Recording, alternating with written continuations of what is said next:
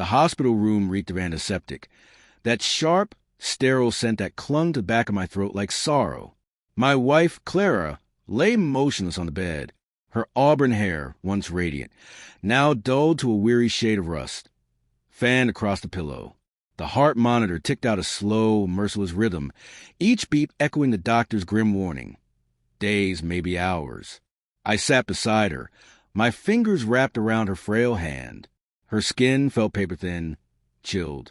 Then her eyelids fluttered open. Those hazel eyes, the ones I'd lost myself in for 12 years, found mine. She turned her head, slow and heavy, and whispered, "Daniel, I need to confess." My heart seized, not from tenderness, but from sudden, frozen dread. Confess? The word cut through the air, cold and surgical. I forced a smile, my lips trembling. Confess what, love? My voice barely held steady. Her gaze slid away, settling on the foreline that fed a clear stream into her arm. Silence filled the room, thick and choking, broken only by the metronome of the heart monitor. "I haven't been honest," she said at last, her voice no more than a thread. "Not about us." The floor seemed to shift beneath me. My fingers dug into the plastic armrest, the chair creaking in protest. Us. 12 years of marriage, of late-night talks, laughter echoing in our tiny apartment.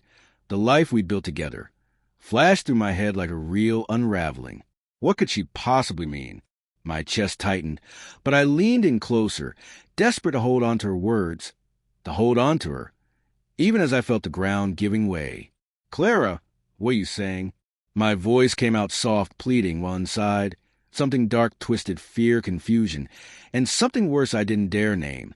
She swallowed hard, her throat trembling. "It started 2 years ago," she began quietly, eyes still avoiding mine. "At the gallery." The gallery. Her dream job, her passion. I used to love the way her face glowed when she talked about color and form, things I never fully grasped but adored because they made her come alive.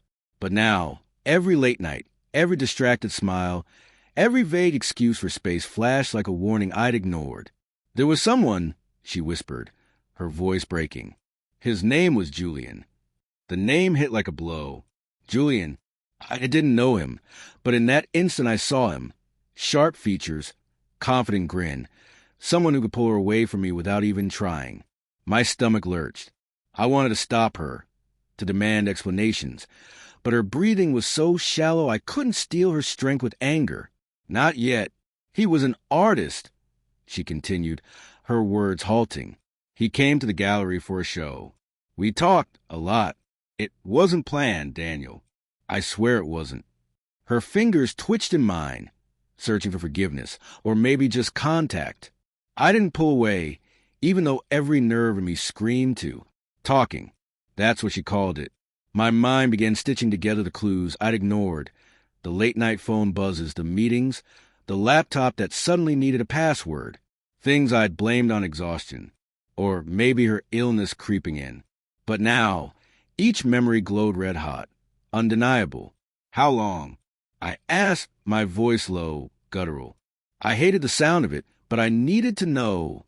She closed her eyes, tears sliding down her face. "A year," she whispered. "It ended when I got sick. A year, an entire year of deception woven through our life. Through our mornings, our bed, our every shared moment." I pictured her kisses, soft and familiar, all while she carried the secret. The burn in my chest was part grief, part rage, part shame. Had I really never seen it? Was I blind, or was she simply that good at pretending? "Why didn't you tell me?" My voice cracked open. The walls seemed to close in, the hum of the fluorescent lights swelling like static. "I wanted to," she breathed, "but I was afraid of losing you, of hurting you, and hurting me." A bitter laugh tore out of me, empty and cruel. "And this doesn't hurt? You wait until now to tell me."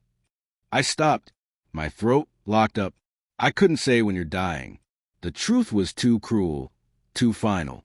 Her grip tightened suddenly, weak, desperate. "I love you, Daniel. I always have. Julian, he wasn't love. It was a mistake. A weakness. Mistake. The word felt pathetic, too small for what it was. I wanted to rage, to shout, to make her feel my pain. But one look at her, pale, fading, stole the fury from me. She was slipping away, her breaths thinning. My anger battled my love in a brutal, dizzying storm. "Tell me everything," I said quietly, though I wasn't sure if I meant it. Part of me needed the truth. Another part wanted to stay ignorant forever. She hesitated, then spoke. "It wasn't physical at first," she said softly. "It was connection. He saw a part to me I thought I'd lost. The artist, the dreamer. You've always been practical, Daniel. I needed that. But I miss feeling alive." Her words cut deep, deeper than betrayal itself. Practical. Was that what I was to her? The safe choice while he was a spark? Images flooded back. Me working late at the firm, her painting alone in the spare room, us planning children, a house, a future I thought was real. "I ended it," she said suddenly, her voice steadier, as a confessing gave her strength. "When I got the diagnosis, I knew I couldn't keep lying. I told him it was over. He didn't fight. He wasn't you, Daniel.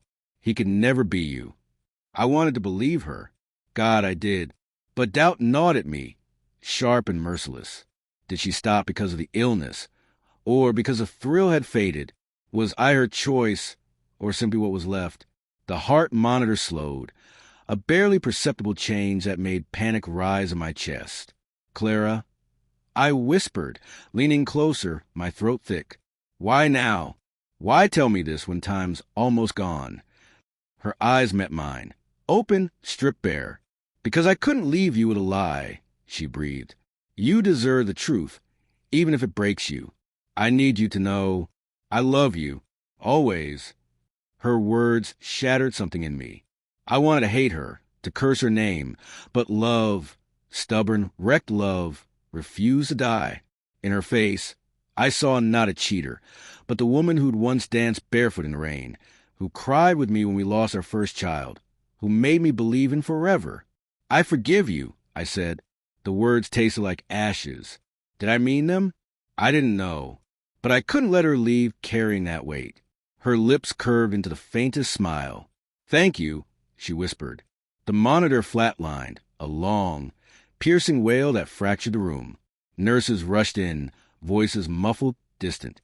I barely saw them. I just held her hand, still faintly warm, as the truth settled over me like a shroud.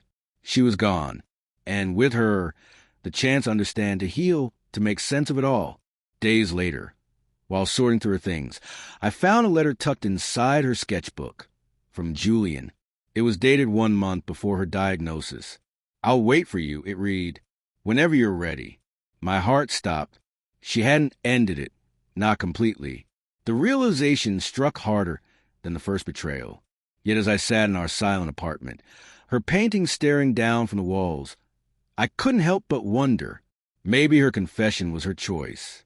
Maybe, in the end, she'd chosen me.